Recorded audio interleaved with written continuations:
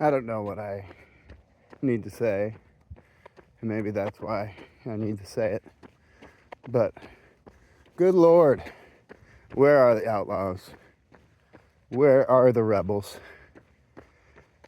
Where are they? Where's the anti-heroes?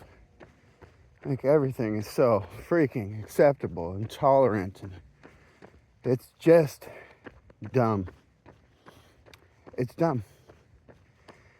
I'll tell you why it's dumb. Because there has to be a part of you that's not for sale. There has to be something about you that is authentic, it's real, and there's no price tag on it. It's not for money. It's not for business. No corporation, no marketing can touch that. Like, I love our nation. I love America. I think it's one of the greatest nations in all of history. But we are losing it. We are missing it so hard that like we teeter on the brink of self-destruction. Like, nobody needs to defeat us. We'll defeat ourselves. And yeah, that's probably melodramatic, but what I think makes us great, it's not our head, it's our heart. Like, it's not landing on the moon or making a nuclear bomb. It's not the wars and the money. It is the blues. It's jazz. It's sports and entertainment. Like, it's creativity. It's ultra running. It's the Barkley marathons. It's things you do not because you're getting paid to do them. And every time something new arises, you can see it in music, most pronounced. You have somebody on the front porch playing a song because the song is in their heart.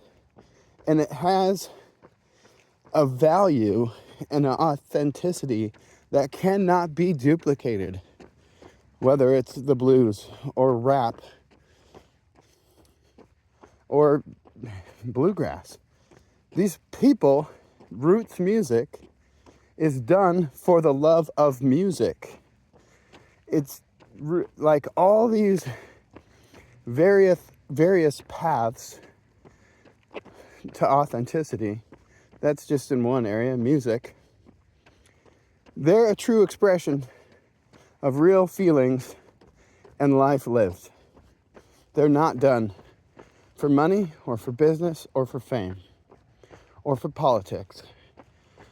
They're done just to do them. It's passion. It's a passion project. And every single time someone does something for passion, a businessman somewhere, a corporation somewhere says, oh, we could sell that shit. We could make money off of that. And put ultra running right there in the lineup. Ultra running is for sale. It's big business. It's the cool new thing to do. Let's make documentaries about it. But it's losing its soul. Like, if you do something for money, it ceases to be sacred. You can't do something just for passion, just for love, just for the love of doing it, and make it your business. I tell people the best way to ruin your hobby is make it a business. I used to love woodwork. I used to love building guitars until I sold a couple of them. It's like soul rape to do something for money. It's different. Just ask a prostitute. But It's not in one area. It's in every area of our lives. This phone that's listening to me, Amazon and Walmart and everybody trying to sell me stuff. And we are obsessed with anything authentic, whether it's cowboys or rappers or ultra runners. It doesn't matter what field it's in. It doesn't matter what the person looks like, what race they are, what religion. It's the reality. It's life actually lived out loud from the heart. That's mesmerizing. Look at Colter Wall. One man with a guitar, like entertaining thousands of obsessed fans because the guy actually is a cowboy. He actually herds cows on a horse. And you can tell in every note, you can tell in the sound of his voice that he is what he projects to be. It's not an image. He's not a poser. And there are so few people left in our great nation who are not posers that if you are for real, it's unbelievable. People can't look away because it's been so long since they've seen anybody who will stand up and say, no, this is me. I will not apologize for being me. I will not hide me. I will not put on your suit. I will not put on your mask. I will be me. This is what I believe in, right? Wrong or right. This is what's in my heart. This is what I care about. People are taken aback by it because it's high risk. It's high risk right now to believe in anything, to stand up for anything, to say anything. I mean, I loathe people who are the outlaw, try to put on a persona of being a rebel and offending people and just throwing out catchphrases and words, because that's a whole nother level of marketing. Selling fear, selling hatred, demonizing other people. A nation of immigrants. Who hates immigrants? Like, you can't even make this stuff up. Some of the best people I know. My grandpa, immigrant. It's a good thing they decided that people from the Mediterranean area were no longer Mongols and they were actually Caucasians. And so my grandpa got to come. You know, he wasn't part of the 1902 Chinese Exclusion Act. Yeah, but even Italians were not considered white and not allowed to immigrate for a long time. Anyway, that's a total sidebar. I really like history. I like studying history. I wanted to be a history teacher. I went to school to be a history teacher. I student taught 8th grade U.S. history. I wrote my first U.S. history lesson. I gave it to my cooperating teacher. She handed it right back to me and said, "You can't teach that." I said, "Why not?" "It's true."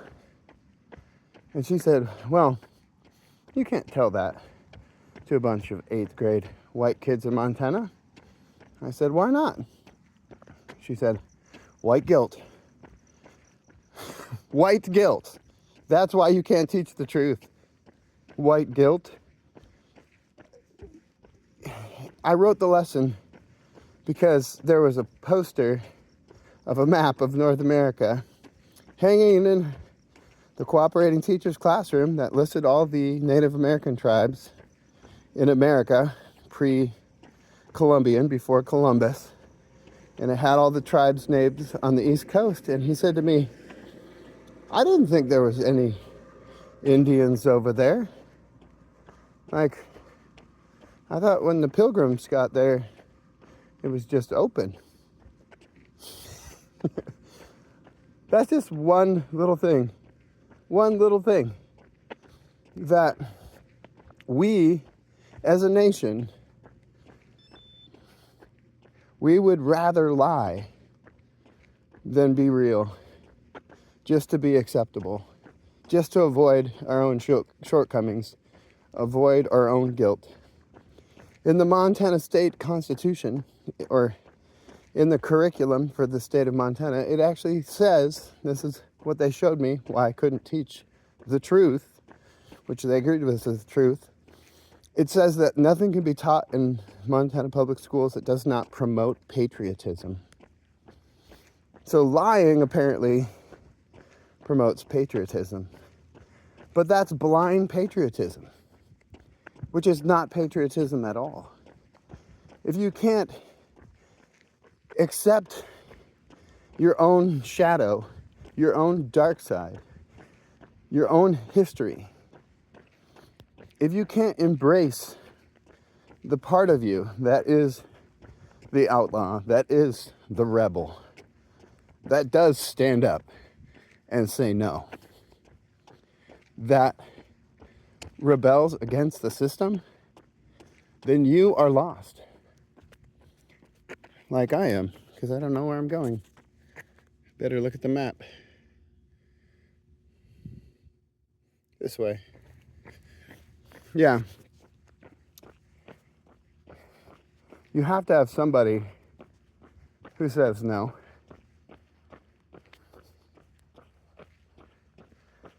If you don't have somebody who says no, that's enough.